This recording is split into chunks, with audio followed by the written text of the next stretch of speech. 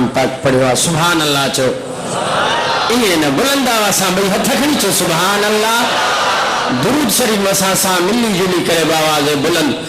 सल्लल्लाहु अलैहि या रसूल अल्लाह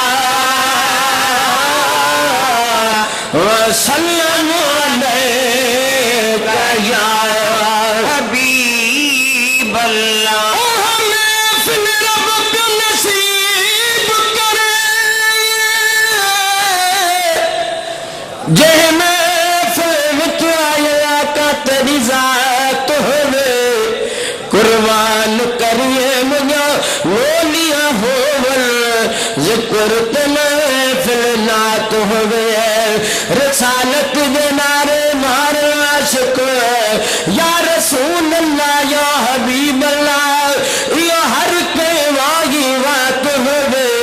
मेरी दिल मगबी है इवे मुहसन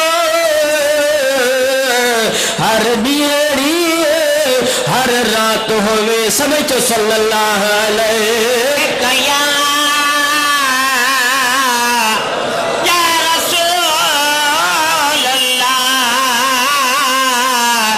वसल्लम अलैका या हबीब अल्लाह